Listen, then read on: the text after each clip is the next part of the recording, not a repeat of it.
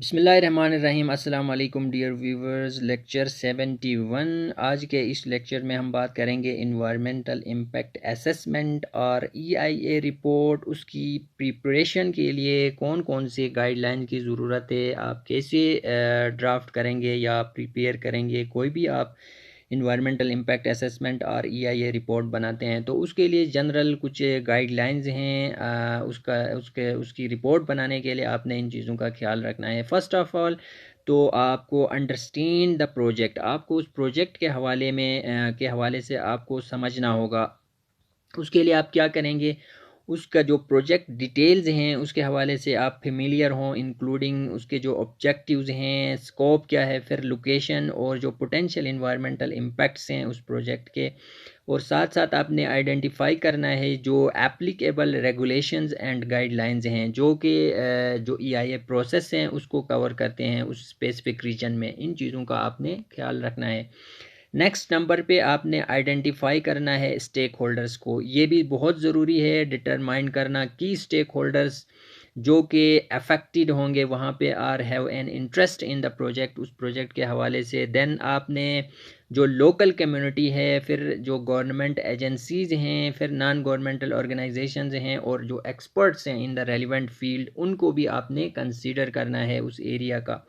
Then number 3 step पे आपने establish करना है एक स्टडी टीम को। ठीक है, आपके पास एक multi disciplinary team of experts हों जिसमें एनवायरमेंटलिस्ट हो, साइंटिस्ट, इंजीनियर्स हों, सोशल साइंटिस्ट हों और इकोनॉमिस्ट हों, depending on the nature of the project. ठीक है, उसके नेचर ऑफ द प्रोजेक्ट के हवाले से आपके पास एक टीम ऑफ एक्सपर्ट्स हों।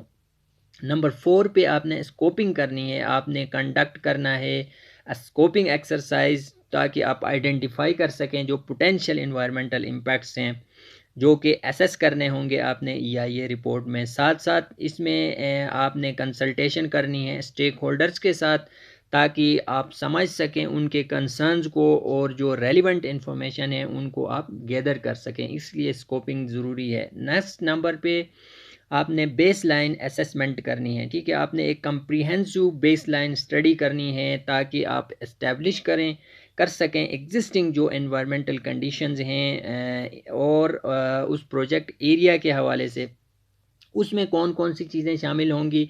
उसमें आप कलेक्ट करेंगे डेटा ऑन एयर क्वालिटी पे, फिर वाटर रिसोर्सेज पे, बायोडाइवर्सिटी है वहाँ की उस पे, सॉइल कंडीशंस, फिर सोशियो इकोनॉमिक फैक्टर्स पे और जो कल्चरल हेरिटेज हैं, कोई आर्कियोलॉजिकल साइट्स वगैरह हैं, तो उन सब को भी आपने आइडेंटिफाई करना है। 6th नंबर पे आपने इम्पैक्ट असेसमेंट करना है। This is very important. जो पोटेंशियल इन्वायरमेंटल इम्पैक्ट्स हैं उस प्रोजेक्ट एक्टिविटीज़ की वजह से उस एरिया में होंगे उसको आपने असेस करना है। इसमें आपने आइडेंटिफाई करना है और एवेलुएट करना है बोथ डायरेक्ट और इनडायरेक्ट इफ़ेक्ट्स। ठीक है, और वेरियस इन्वायरमेंटल कंपोनेंट्स पे, फॉर एग्जांपल वहाँ के इकोसिस्टम पे, एयर एंड वाटर क्वालिटी पे, फिर नॉइस जो लेवल्स हैं उनको, लैंड यूज़ चेंज को आपने देखना है और जो सोशियो इकोनॉमिक हैं फैक्टर्स हैं दूसरे, इन सब को भी आपने आइडेंटिफाई करना है।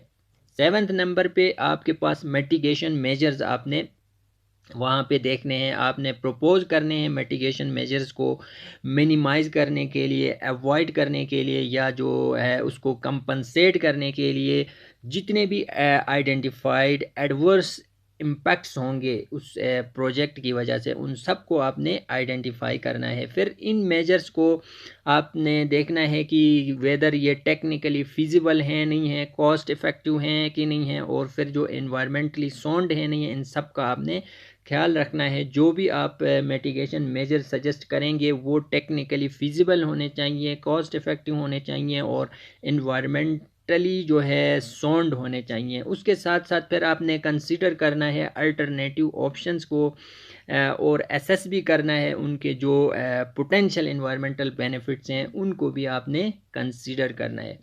फिर आपके पास एक एनवायरमेंटल मैनेजमेंट प्लान होना चाहिए या ईएमपी जिससे कहा जाता है।